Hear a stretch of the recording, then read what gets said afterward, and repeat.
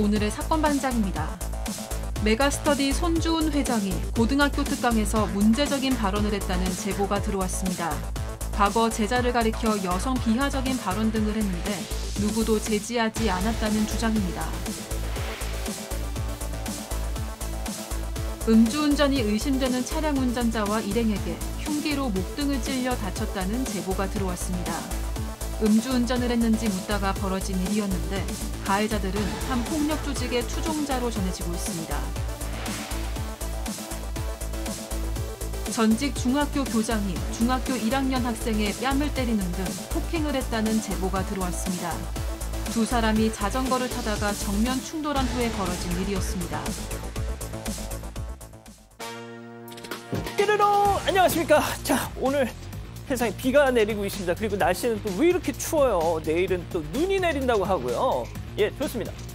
진실 추적자 사건 반장 시작합니다. 근래 본 영상 중 가장 충격적인 장면 한문철 TV에 나왔습니다. 보시죠. 예. 자, 버스에서 어떤 승객이 담배를 피우자 기사님이 아유 그러지 마세요.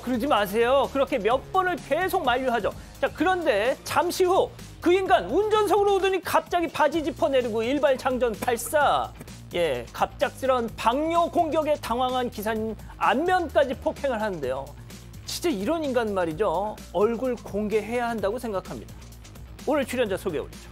예, 백다희 아나운서, 양지열 변호사, 오윤성 순천향대 교수, 박지훈 변호사 나오셨습니다. 안녕하세요. 안녕하세요. 먹튀범, 잡범들 결국은 처벌받는다는 거 사반이 꼭 보여주세요 하신 한규찬님. 자, 보여주시죠. 이 길냥이가 차를 긁고 갔어요. 하지만 너 귀여워서 봐준다 하신 김민혜님. 자, 딸이랑 돼지국밥 먹으러 갔는데 앞에 아가씨가 저렇게 맨발을 어여 종 내려 하신 강도연님. 자, 여기는 서울 용두동 병원입니다. 도대체 왜 이렇게 발을 올릴까요? 아저씨도 종 내려 하신 김민주님. 자, 지난 8일 서울 350번 버스에서 저 지갑을 분실했었는데 기적적으로 찾았습니다. 경찰서 갖다 주신 분, 그리고 방배경찰서 모든 분들 감사합니다 하신 권기희님. 자, 경기도 김포에 우박이 비처럼 내렸어요. 맞으면 아플까 봐 밖에 나가지도 못했네요 하신 김연희님. 자, 오늘 전주 사는 우리 엄마 서정민 여사 생일입니다. 서 여사 남편이자 저희 아빠가 축하한다고 전해달래요 하신 나연수님. 예, 모두 사랑합니다. 자, 재미는 물론 의리로 함께하는 아세사바 뉴스 750. 대한민국과 전 세계 동포 가족 여러분의 시선을 모아서 출발합니다.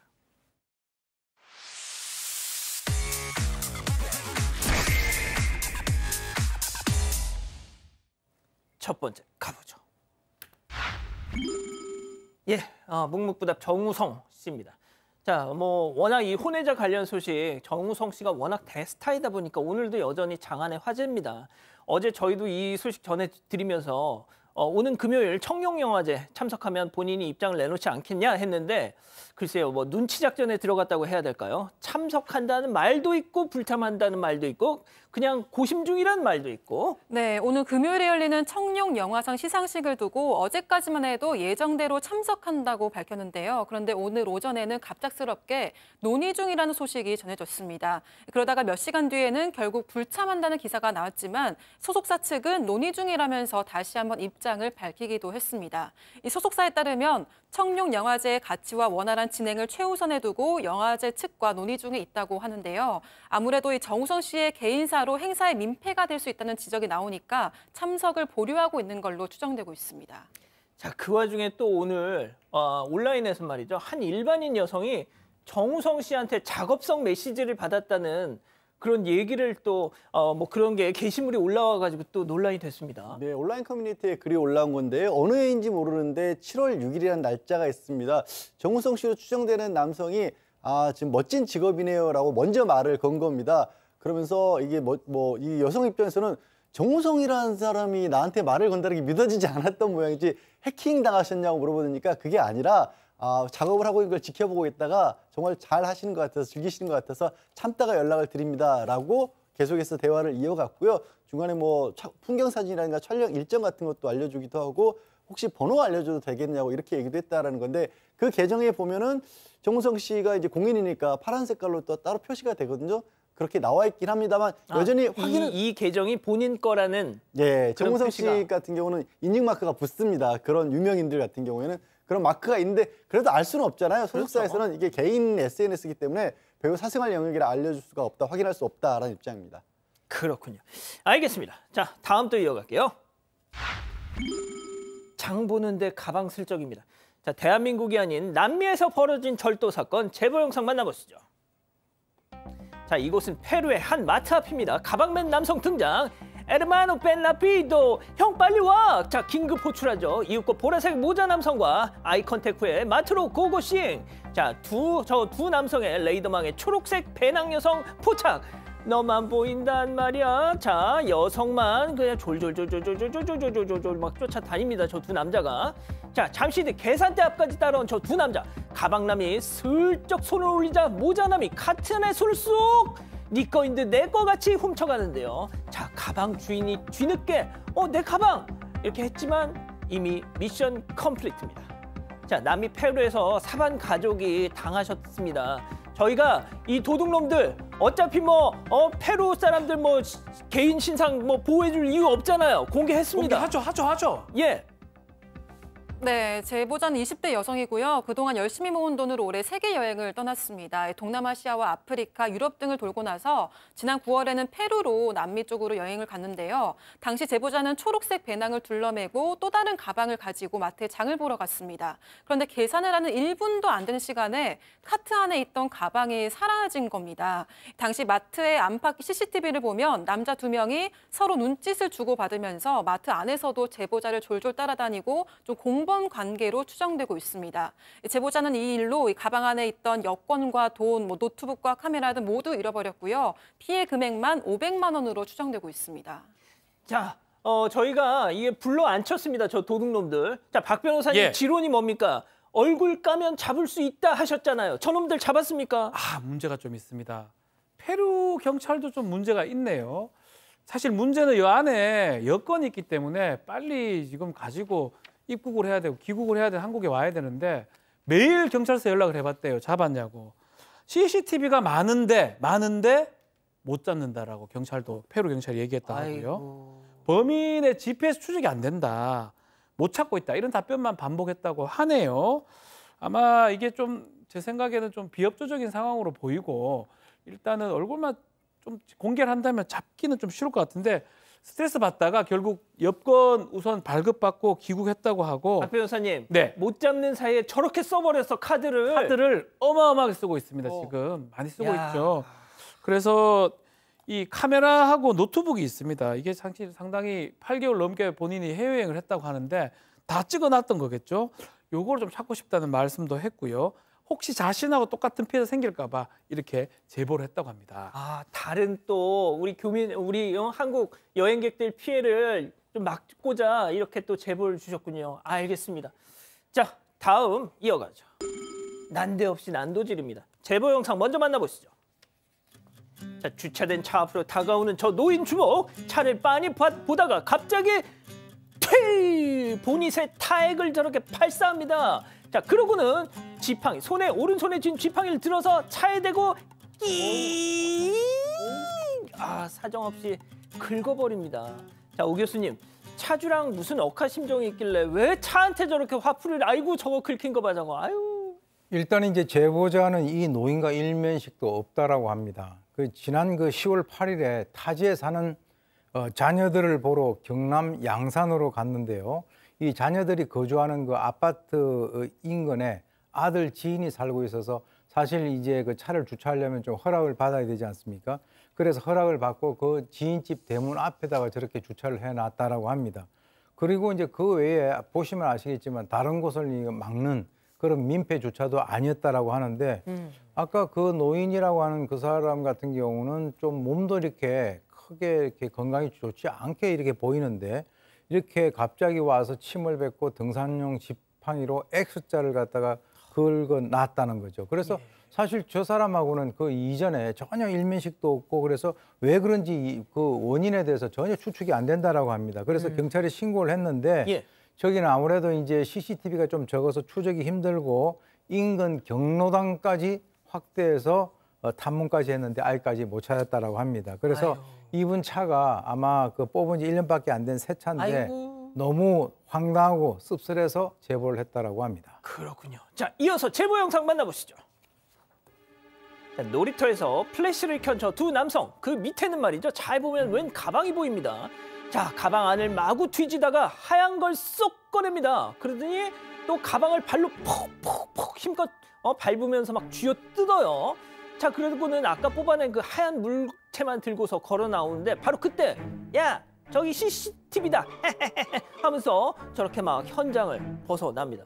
얘는 뭔 짓 한 거죠? 이상하죠. 이 놀이터입니다. 노는 것 같지도 않고 뭔가 이상한 행동을 하고 있는데 사실은 충북 진천에 있었던 일인데요. 두 남성이 놀이터에서 남의 가방을 훼손하고 저 하얀 게 하얀 충전재입니다. 흰색 충전재만 가져가 버렸던 그런 사건인데 실제로 어떤 아이가 있었는데 초등학생 아이가 놀이터에 놀다가 가방을 좀 잃어버리고 분실을 하고 집에 왔다라고 합니다. 그래서 이 제보한 분하고 같이 가보니까 가방이 있긴 있었는데 저렇게 난도질 당했던 상황입니다. 난도질 당하고 충전재는 빠져 있고요. 아이고. 그래서 CCTV를 당연히 관리사무소 통해서 확인을 해보니까 새벽 2시에 이 두 남성이 와가지고 가방을 차고 또 가방 안에 이 뜯어가지고 하얀색 충전재를 또 꺼내서 챙겨서 떠나버린 모습이 포착이 됐다고 합니다. 다만 이제 가방을 반으로 이렇게 뜯어졌는 걸 봤을 때는 흉기 같은 걸 좀 갖고 있는 게 아닌가 이렇게 그러니까요. 추측을 하고 있고요. 이것도 뭐 절도 내지 범죄가 될 수 있기 때문에 경찰에 지금 신고한 상황입니다. 놀이터에 아이들 많은데 저렇게 흉기를 든 괴한들이 막 출몰한다는 거 그 자체가 무서운 거죠. 좋습니다. 마지막 사연으로 이어갈게요. 내가 결혼하라고 했니? 자, 집단 지성의 판단을 받아보고 싶으시다면서 제보해 주신 사연 함께 들어보시죠. 안녕하세요. 아들의 결혼 비용 때문에 스트레스를 받고 있는 60대 여성입니다. 오래전 이혼하고 혼자 아들을 키워왔는데요. 잘 키우려고 했지만 그 노력이 부족했던 건지 아들은 철부지로 자랐습니다. 아들이 대학을 졸업할 때 보니까 제가 등록금부터 자취방 월세, 용돈까지 다 보내줬는데도 빚이 2천만 원이나 있더라고요. 여자친구와 동거하는 중인데 아직 취업은 못하고 간간히 아르바이트만 전전하고 있어서 생활비도 다달이 몇십만 원씩 보내주고 있습니다. 그런데 아직 20대 후반밖에 안 된 아들이 최근에 갑자기 결혼을 하겠다고 말해왔습니다. 백수인 아들은 물론이고 저도 먹고 살기 바빠서 모아둔 돈이 없었거든요. 그런데도 아들은 꼭 결혼을 해야겠다고 고집을 부리더니 결국 내년 1월로 결혼식 날짜까지 잡았습니다. 그런데 문제는 아들이 예비 처갓집에 다녀온 뒤로 엄마는 내 결혼에 관심도 없지 이러면서 계속해서 툴툴대는 거예요. 대체 왜 이러나 싶어서 들어보니까 사돈댁이 아들에게 신혼집을 지원해주기로 했다고 합니다. 그에 반해 저는 결혼 비용을 보태주지 못하니까 눈치를 주기 시작했던 거예요.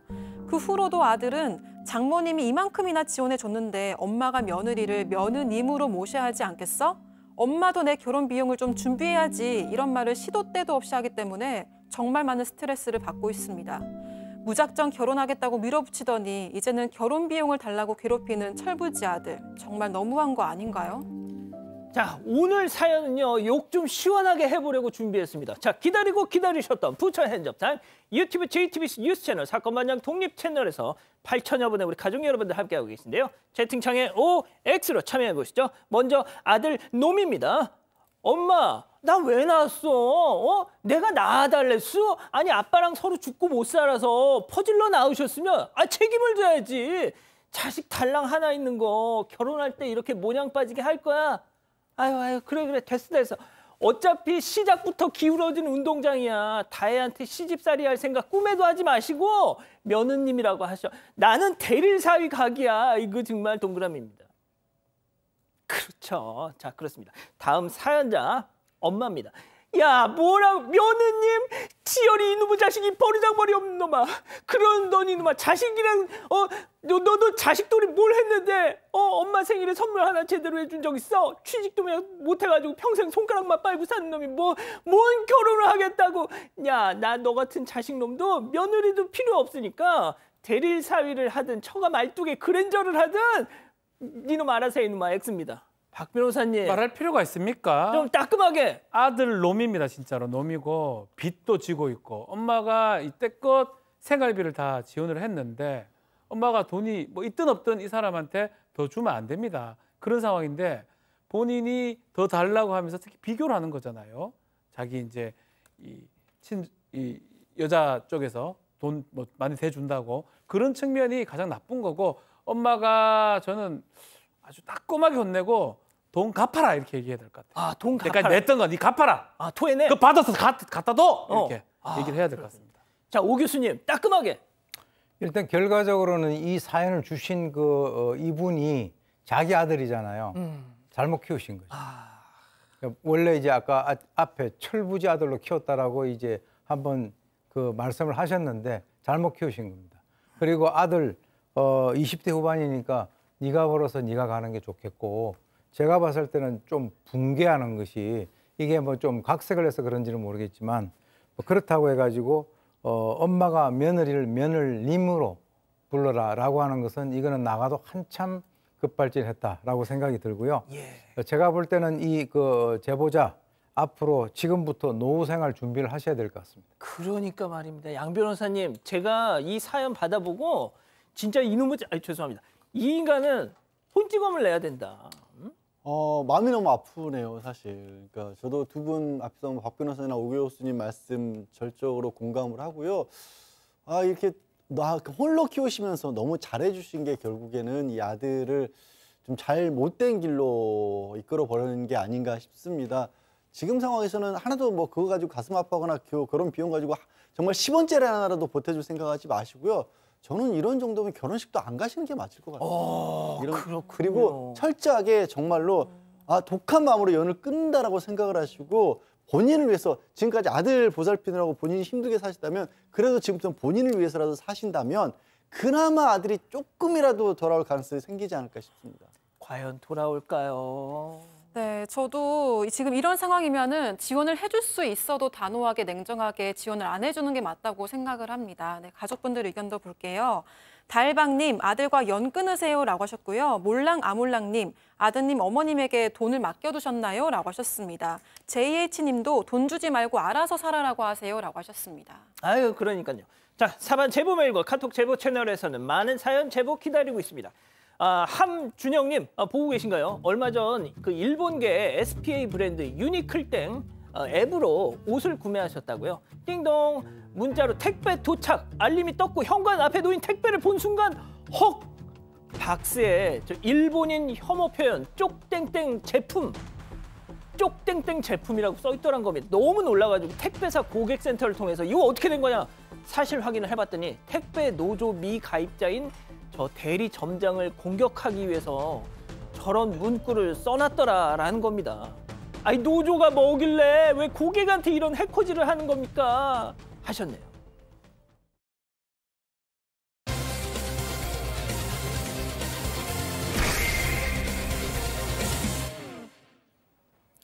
스타 강사로 이름을 얻은 뒤 메가스터디를 국내 최대 사교육 업체로 키워낸 손주은 회장. 살아있는 사교육 신화로 불리는 그는 여전히 대입을 앞둔 학생이나 학부모를 상대로 활발하게 강연 활동을 펼치고 있는데요. 그런데 지난주 손 회장의 강연을 들은 학생들이 그의 발언에 문제를 제기하며 제보를 해왔습니다. 대체 어떤 내용들이 있었던 걸까요? 자, 입시를 치러본 학생 그리고 또 그 수험생을 두셨던 학부모님들이라면 다 들어보셨을 이름이에요. 메가스터디 손주은 회장, 손사탐 이런 별명도 있죠. 근데 이제 요즘에는 이제 경영에만 몰두를 하는 것 같은데 지난주에 어떤 학교 강연을 다녀왔다고요. 맞습니다. 말씀처럼 메가스터디의 창업자 겸 회장이고요. 현재 지금 대기업이나 고등학교, 공공기관에 가서 강의도 하고 경영만 이제 몰두하고 있다고 합니다. 대구의 한 자율형 사립고등학교에 가서 강연을 했던 적이 있는데 이 강연에는 3학년생은 없었고요. 1학년, 2학년 학생, 또 지도 교사들이 다 같이 강당에 모여서 손주은 회장의 강연을 들었다고 합니다. 자, 이날 강연은 급변하는 시대와 미래 교육의 길 이런 주제로 시작이 됐다고 합니다. 그런데 한창 강연이 진행되던 와중 약간 귀를 의심케 만드는 얘기가 있었다는 거죠. 자, 실제 강연 내용입니다. 들어보시죠. 대학 입시 제도의 특별 전형에 10대가 출산하면 대학 진학의 결정권을 강력하게 열어주는 제도를 써야 된다고 저는 생각해요. 대학 가는 것보다 애 낳는 게 더 중요하다니까. 우리 여학생들은 한번 생각을 좀 바꾸시기 바라요. 10대 후반에서 20대 초반에 빨리 출산하는 것이 이 나라를 위해서 할 수 있는 중요한 일 중에 하나입니다. 여러분들이 공부도 열심히 해야 되지만도 연애도 엄청 열심히 해야 돼. 가능하면 빨리 결혼해가지고 빨리 애를 낳아야 돼. 결혼이 안 되면 애부터라도 낳아야 돼. 어질어질한 말이네, 진짜. 그러니까 뭐 이 출생률 저하에 따른 나라 걱정하는 것까지는 이해는 됩니다만 지금 저기 앞에 있는 친구들이 정말 고등학생, 남녀공학 고등학생들이었단 말이죠. 네, 맞습니다. 당시 손 회장의 강연 중에 들으신 것처럼 이 한국 사회가 직면한 엄청난 위기가 있는데 바로 인구 감소라는 이야기를 했습니다. 그러면서 각 국가의 합계 출산율에 대해서 설명을 하면서요. 농담 삼아 이야기하지만 10대가 출산하면 대학 진학의 결정권을 열어주는 제도도 써야 한다라고 생각한다. 아이를 안 낳으면 대한민국이 유지가 될 수 없으니까 대학에 가는 것보다 아이 낳는 게 중요하다. 여학생들은 한번 생각을 바꾸시기를 바라고 남학생들도 똑같이 생각해야 한다. 이렇게 이야기를 했습니다. 그러면서 신앙을 가지고 있는 학생으로서 나라를 사랑하고 인구 문제에 대해서도 적극적으로 고민을 해야 한다. 결혼이 안 되면 아이부터 낳아야 한다. 이런 이야기도 하기도 했습니다. 자, 뭐 여기까지는 전형적인 좀 뭐랄까 시쳇말로 꼰대성 발언이다 이렇게 일단 이해를 하고 넘어가더라도 이 학생들 제보자들 입장에서 더 이거는 완전 선을 넘었다라고 했던 내용이 있었다고 합니다. 체크 포인트 짚어보죠. 자, 직업 여성을 뜻하는 표현입니다. 자, 이게 무슨 얘기인지 강연 내용 계속해서 들어보시죠. 가로 세로 비슷하고 얼굴에 여드름이 잔뜩 나 있고 공부는 반에서 20등 정도 하고 딱 보는 순간 공부 외에는 어떤 것도 얘를 구원할 수 없을 것 같아. 너 이렇게 딱 살면 내 눈에 네 인생이 장녀보다 못할 것 같다는 느낌이 든다.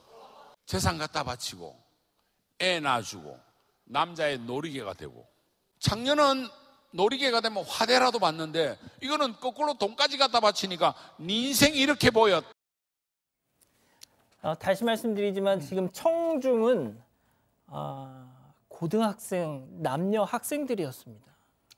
그러니까 그 학생들 앞에서 본인이 이제 1980년대 후반에 대학생일 때 과외를 했던 그 여학생의 사례를 예로 들어서 저렇게 얘기를 했다라는 겁니다. 그러니까 그때 이 손주은 회장의 주장에 따르면 그 학생이 뭐 성격도 그러다지 좋지가 않았었고 얼굴도 별로고 뭐 여드름도 있었고 여러 가지로 인물도 뛰어나지 못했기 때문에 그런 생각이 들더라는 거예요. 아, 이게 공부 말고는 저는 표현도 그래 구원할 길이 없겠다라는 생각이 들어서 그 여학생한테 그렇게 얘기를 했다는 거예요. 너 이런 식으로 가면 뭐 얼굴이 뛰어나지 못해서 아니 직업 여성이 되면 그 외모 가지고 돈이라도 버는데 너는 그렇게 나중에 이제 오히려 네 재산을 그 남자한테 다 바쳐야 될 정도의 상황이다. 이렇게 얘기를 했다라는 겁니다. 그러면서 그걸로 이 여학생을 설득을 해서 공부를 열심히 하게 만들었다라면서 그 얘기를 앞에 PPT에 아예 그 직업 여성을 가리키는 표현을 써가면서 제목으로 붙여가지고 저렇게 얘기한 겁니다.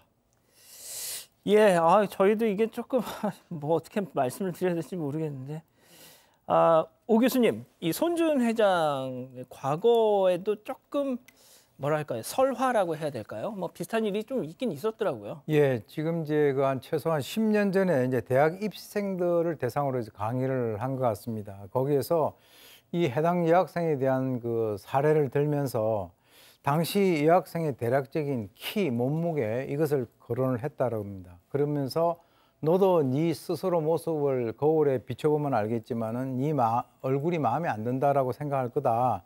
그런데 얼굴이 다가 아니다. 예쁜 애들도 얼굴값을 한다고 날라땡들하고 놀아난다. 뭐 예쁜 것도 비극이다. 이렇게 조언을 했다라고 합니다. 동시에 여자들이 시집 가서 남자 종로로 타는 게 비극이라고 생각한다.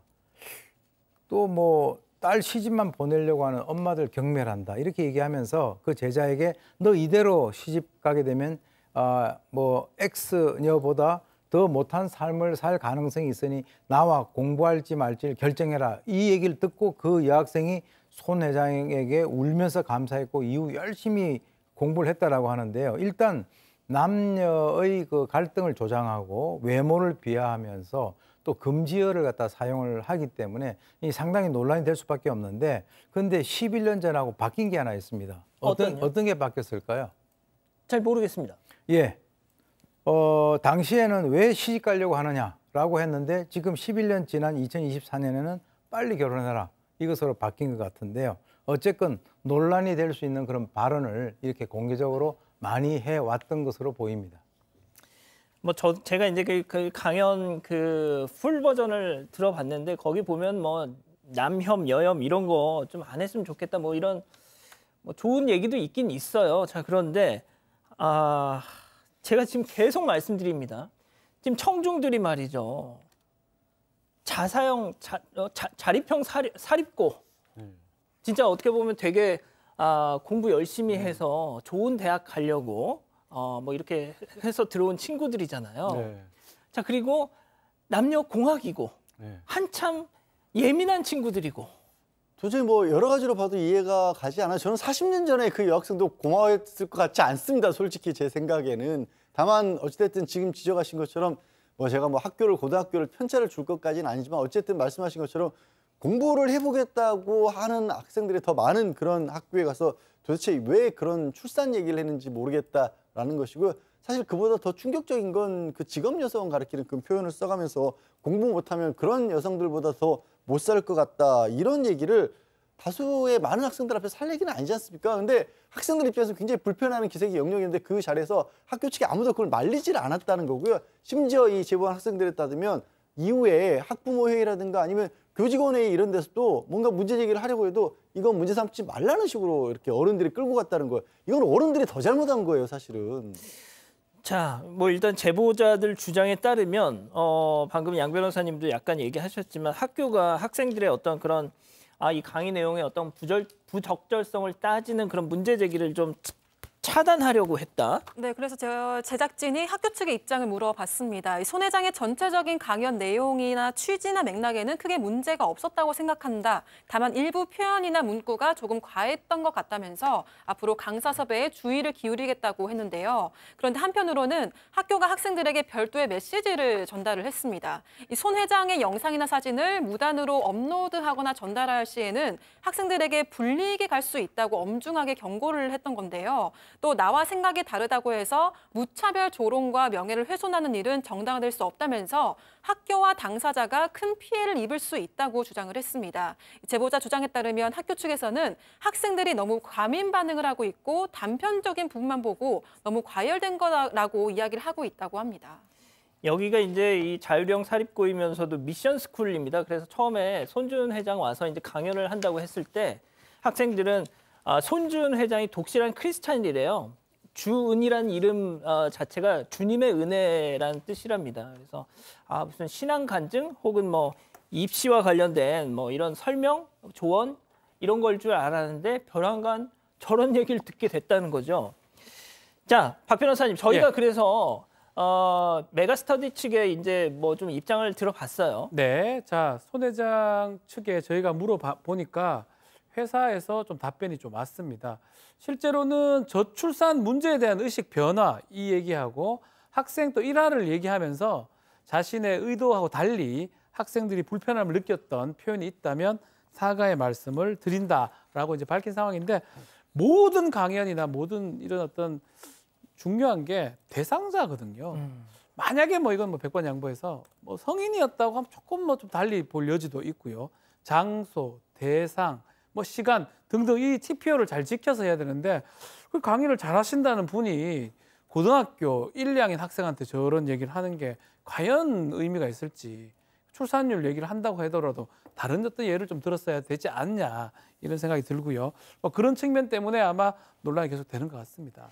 자, 손준 회장은 정말 그 사회에 기여한 바도 크죠. 일부 부유층만 독점하던 어떤 일타 강사들의 강의를 인터넷으로 서비스하면서 어떻게 보면 교육 인프라의 어떤 불균형을 해소한 그런 뭐 기여도 있는데, 자, 오 교수님, 그 뭐 손준 회장도 이제 교육자고 교수님도 이제 교수님이시고 한 말씀 좀 좀 해주셨으면 좋겠어요. 아까도 제가 말씀드렸는데 사실 우리가 이제 뭐 개인적으로 얘기를 하는 거하고 어떤 사람들을 대상으로 해서 강의를 하거나 공식적으로 얘기를 하는 거하고는 정말 용어의 어떤 선택이라든가 표현이라든가 이런 것에 대해서 굉장히 신경을 써야 되고요.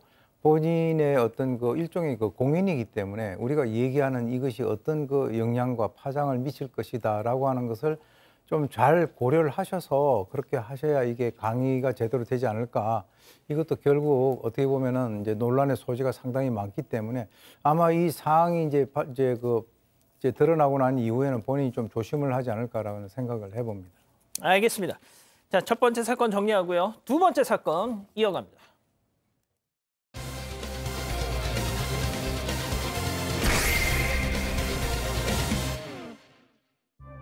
음주운전이 의심되는 차량 운전자와 일행에게 흉기로 목등을 찔려 다쳤다는 제보가 들어왔습니다.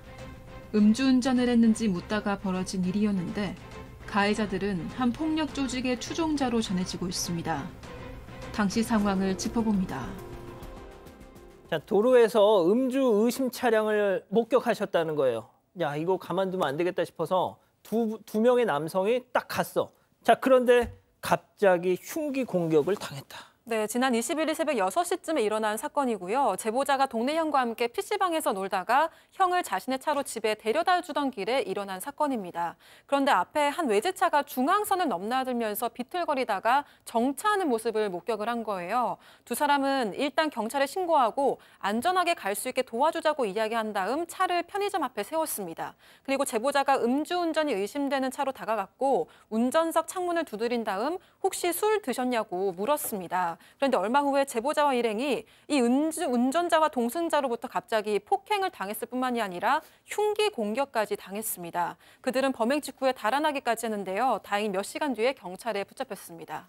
자, 어떤 상황이었는지 제보자들의 얘기 직접 들어보시죠. 그 차에 두 분 타고 있었는데 두 분 다 내리셔서 오늘 잘못 걸렸다면서 니네 교육시켜줄게 이런 식으로 나오시고 운전하시고 계시는 분이 크로스백에서 바로 칼 꺼내서 인형을 죽여준다면서 웃으면서 저한테 다가오시더라고요. 그 상태로 바로 저는 머리채 잡혀서 귀 뒤에 목 쪽에 칼 2번 찔렸고 이제 29세 피해자가 찔리고 있을 때 조수석에 계신 분이 뭐냐 너네 뭐냐 뭐 이런 걸 왜 하냐 왜 신고를 하려 그러냐 이런 식으로 말씀하시고 얼굴에 때리시더라고요. 그래서 안경도 부러지고 그리고 이제 19세 피해자는 이제 목에 찔린 상태로 앉아있고 칼을 드신 분이 저한테 오시더라고요. 이제 이런 거 무섭게 하면서 칼을 이렇게 제 팔 쪽에 막 찌르시는 거예요. 자, 지금 저희가 사파로 표현을 했는데 박 변호사님 온몸에 그냥 낙서가 가득입니다. 무섭죠. 외관도 무섭고 그리고 흉기도 있었는데 실제로 시작 자체는 음주 의심되니까 그 음주 얘기하려고 갔던 상황에서 어쩌면 뭐 바람직하다고 볼 수 있는 그런 행동하면서 이제 문제가 됐던 상황이고요. 이렇게 비틀거리니까 혹시 술 마셨냐고 하니까 바로 이제 옆에 운전사 보조석에 있던 사람이 그래 마셨다. 우리 조폭인데 너 뭐 오늘 잘못 걸렸다. 흉기 꺼내라. 죽여줄게. 라고 하면서 운전자가 웃으면서 가방에서 흉기를 꺼냈다고 합니다. 그러면서 머리채를 잡고 흉기로 목을 2번 찔렀다고 이렇게 찔렀다고 하고요. 또 외제차 동승자가 뭔데 신고하려 하냐 하면서 뺨을 때리면서 폭행을 또 했고 또 이 흉기 든 남성이 팔도 좀 찔렀다고 합니다. 나중에 무서워서 편의점으로 뛰어 들어가서 경찰에 신고를 부탁했는데 나중에 나와 보니까 이 두 사람은 이미 그 외제차를 타고 도망을 갔다고 해요.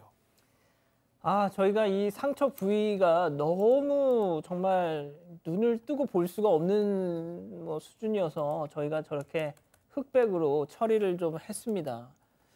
자, 교수님 일단 저렇게 음주 의심 차량을 보면 물론 저렇게 직접 가서 확인하는 것도 뭐 좋지만 일단 경찰에 신고를 하시는 게 제일 좋은 것 같아요.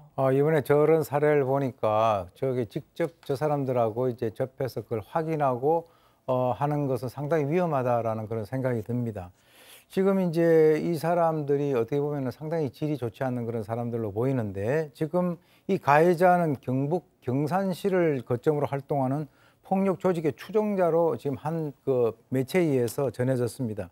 그리고 이제 제보자하고 일행도 이 남성들이 폭력 조직에 적어도 속해 있거나 그와 가까운 인물이라고 추정을 하는데 그 이유가 뭐냐면 자기들이 먼저 문신을 보여주고 조폭이라고 얘기를 했잖아요.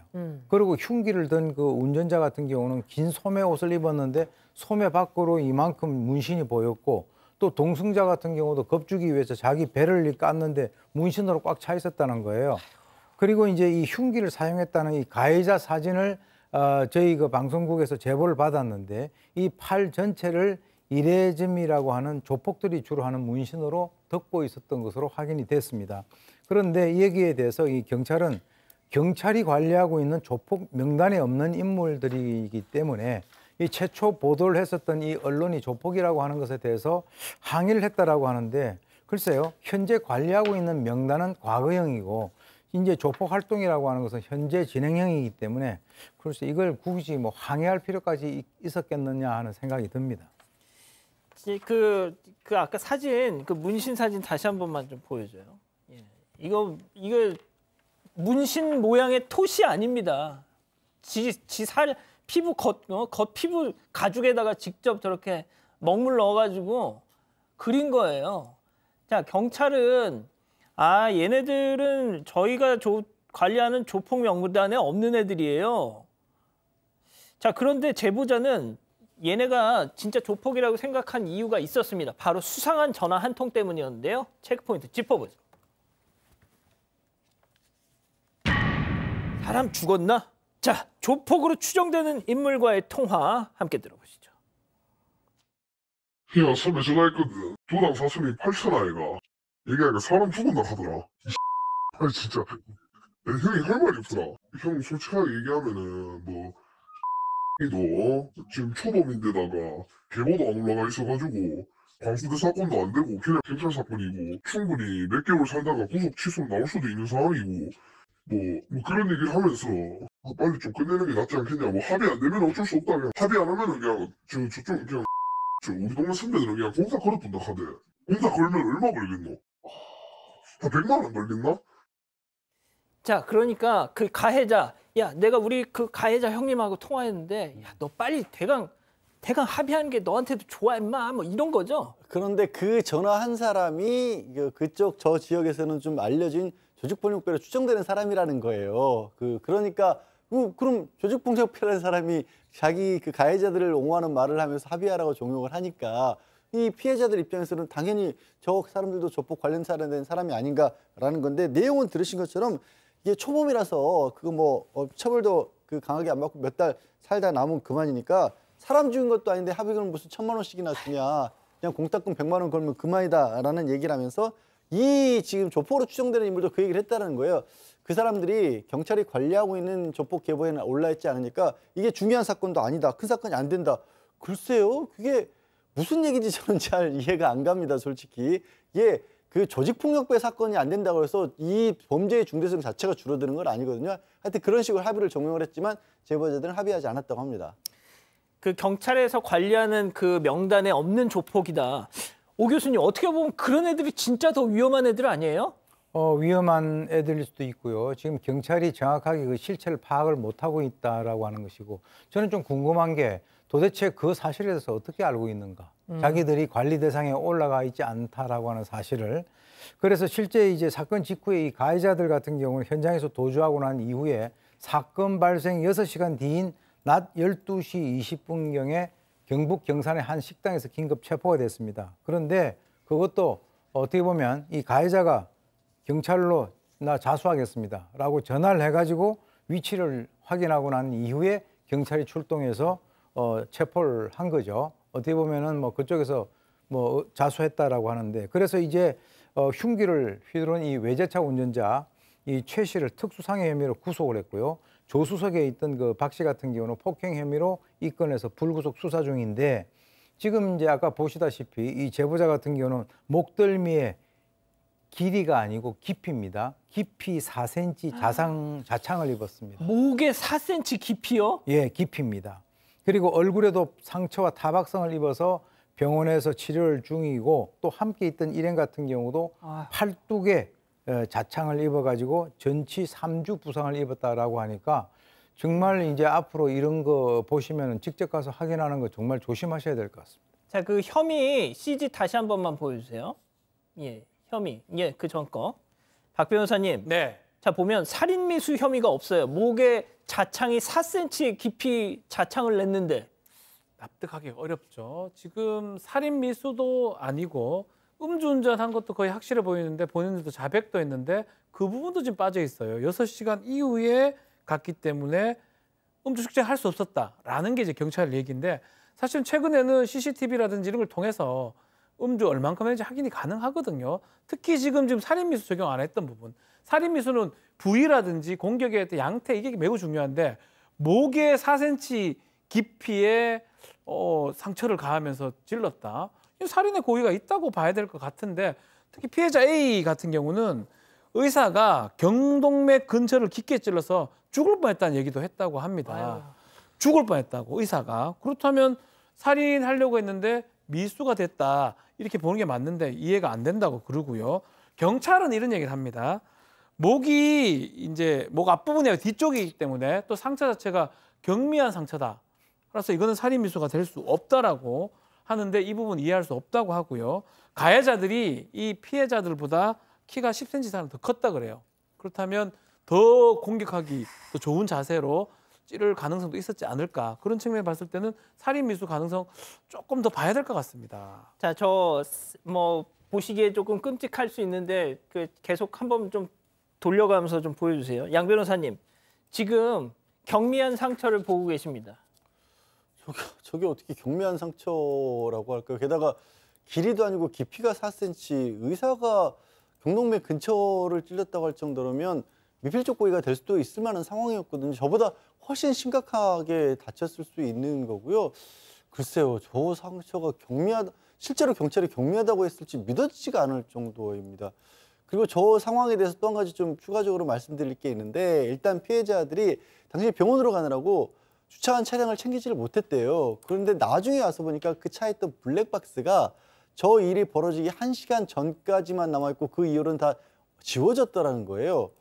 이거는 뭘까? 혹시라도 지금 나중에 그 폭력조직 조직원들이 와서 블랙박스 영상을 삭제한 게 아닌가 의심까지 하고 있는 상황이라고 합니다.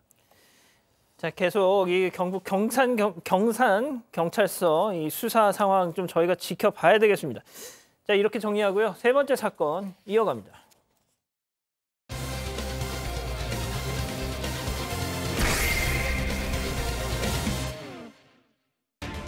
전직 중학교 교장이 중학교 1학년 학생의 뺨을 때리는 등 폭행을 했다는 제보가 들어왔습니다. 두 사람이 자전거를 타다가 정면 충돌한 후에 벌어진 일이었습니다.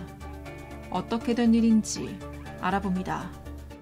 자, 역시 제보 사건입니다. 네, 사건은 지난 9월 26일에 대전의 한 강변다리 밑에서 일어났습니다. 제보자에 따르면 중학교 1학년 아들이 학원을 마치고 친구와 함께 자전거를 타러 나가는데요. 그런데 맞은편에서 오던 자전거와 정면 충돌하는 사고가 일어난 겁니다. 당시 CCTV를 보면 두 자전거는 서로를 피하지 못하고 그대로 충돌하고 이제 옆으로 쓰러지는 장면이 담겨 있습니다. 부딪히고 나서 제보자의 아들이 먼저 일어나고 오른쪽으로 쓰러진 상대방도 곧장 일어났습니다. 그런데 갑자기 제보자 아들에게 다가가더니 밀치는 모습이 포착이 됐는데요. 이후 몸싸움을 벌이는 듯이 서로 뒤엉키는 모습이 포착이 됐습니다. 자, CCTV 영상만 봐서는 뭐 사고 이후에 괜찮아요? 뭐 이렇게 걱정해주는 모습은 아닌 것 같아요. 자, 그런데 이 장면부터가 문제였습니다. 제보자 얘기 들어보시죠. 그냥 단순히 부딪혀서 사고만 난 게 아니라 그 순간 아이가 맞고 휘청이는 거 보셨죠? 뒷구름질 칠 정도로 맞고 또 맞았어요. 그 애를 멱살을 잡고 끌고 간 거예요. 그리고 아이가 그 사고 이후에 저하고 연락을 해서 제가 현장에 도착할 때까지 계속 그 사람이 뭐라고 한 거예요. 애를 때렸다고 하는데 어떻게 때렸는지 저도 몰랐고 사고가 어떻게 났는지도 잘 모르겠고 저 사람은 애기가 일방적으로 와서 들이받았다고 이렇게 주장을 하니까 나는 억울하다. 나는 제대로 가고 있었는데 제가 와서 날 일방적으로 들이받았고 이 사고 때문에 폭행이 일어나는 거다라고 지금 얘기를 하시는 거예요. 자, 박 변호사님. 이게 좀 납득하기. 상대방 측이 70대인데 남성인데 사실은 이렇게 아이가 뭐 잘못했다 하길래 처음에 생각할 때는 우리 애가 잘못했구나 이렇게 생각을 하고 이제 있었는데 그 옆에 목격했던 사람이 있었다고 합니다. 이 사고가 어떻게 일어났냐 하면 이 목격자를 이 70대 남성이 추월하는 과정에서 중앙선에서 아이 자전거랑 부딪혔기 때문에 굳이 분류하자면 과실 비율이 한 50대 50 정도 될 것 같은데 이거를 갖고 좀 문제가 심각하게 봤던 거는 사고 난 이후에 대뜸 아이가 휘청할 정도로 뺨을 때리는 모습이 있었다고 하고요. 또 이거를 아이 멱살을 잡고 끌고 가가지고 욕도 했다고 합니다. 그러니까 목격자가 너무 이게 그냥 사고가 아닌가? 지나가려고 하다가 이렇게 되니까 경찰에 신고를 했다고 합니다. 경찰이 현장에 출동을 하게 됐고요. 그 현장에서 제보자 아들 그리고 상대방 측이 3자 대면을 하게 됐다고 합니다. 자, 아이가 맞았다는 사실만으로도 화가 치미는 이 부모님인데 경찰 앞에서 아까 맞은편 남성의 이 한마디에 더 분노를 참을 수 없었다 이렇게 얘기하시네요. 체크포인트 짚어보죠. 교육자입니다. 자, 무슨 얘기인지 제보자 얘기 들어보시죠. 사고가 났으면 일단 사고 처리를 해야 되는 게 먼저잖아요. 우선순위잖아요. 어른이 아이하고 같이 부딪혔으면은 너 괜찮니? 사고 났으니까 부모님한테 전화해. 이건 너 혼자서 안 되겠다. 이렇게 차라리 했어야죠. 해당 112 신고 받고 오셨던 그 지구대 경찰관님 앞에서도 자기 교육자라고 나 교육자라고 이렇게 강조를 하시더라고요. 그래서 아이를 훈계를 했다는 거예요.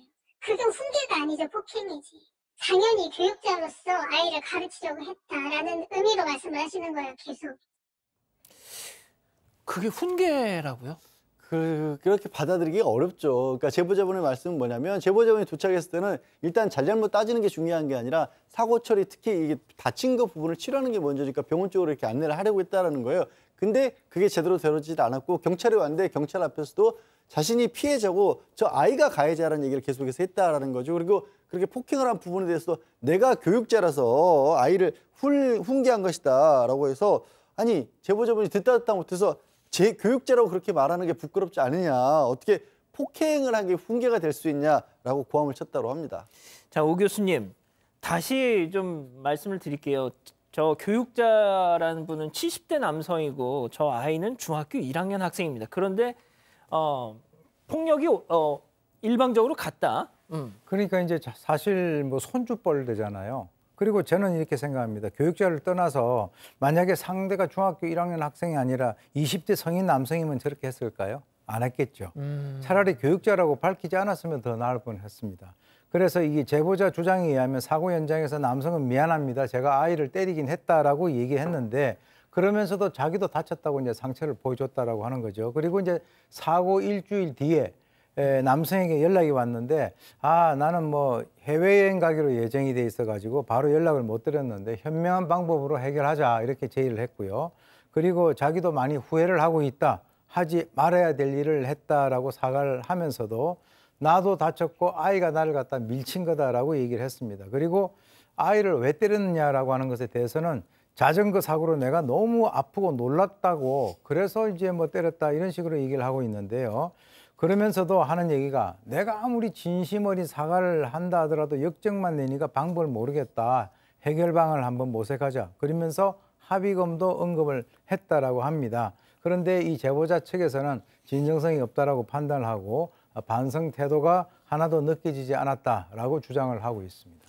자, 오늘 저희가 이 70대 남성 교육자분과 연락이 닿았습니다. 네, 그렇습니다. 이 70대 교육자라고 주장하시는 그 남성 입장은 좀 다릅니다. 일단 폭행을 한 것에 대해서는 인정을 하고 있고요. 처벌도 받겠다라고 합니다. 하지만 사고 자체에 대해서는 자신이 일방적인 피해자라는 겁니다. 갑작스럽게 이 아이가 이렇게 자전거를 틀면서 부딪혔고 자기는 정상주의를 했는데 중앙선을 넘어와서 충돌을 일으켰고 그 바람에 가슴하고 복부증을 크게 다쳤다라는 거예요. 그리고 폭행이라고 얘기를 하는데 그 상황에서 손바닥으로 가볍게 한 대 정도 때린 것밖에 없고 자전거 똑바로 타라고 왜 중앙선 침범하느냐 그렇게 얘기를 했다라는 주장입니다.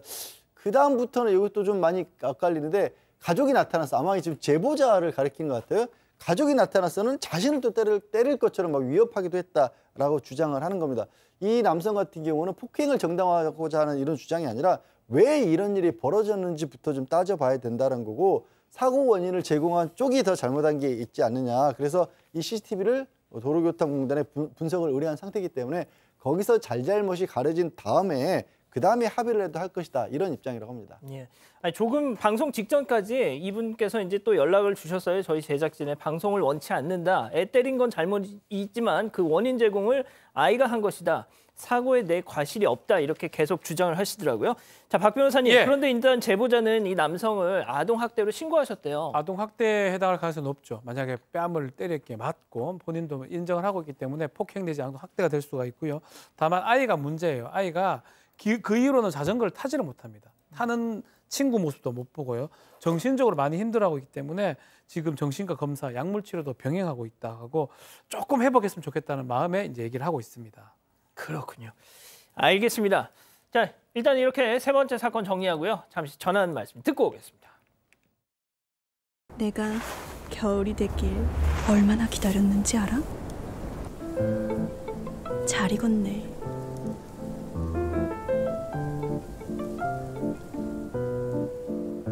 투썸 플레이스. 시크한 블랙은 일회용. 퍼울하세요. 퍼울 다크로 10회 세탁 만에 다시 찐 블랙. 어두운 옷이 되살아난다. 새 옷인가요? 아니, 퍼울했죠. 퍼울. 슬립. 그럼 계속 그렇게 사시든가요? 새로운 면도로 익숙함을 밀어내다. Boys Be Slick. Slick.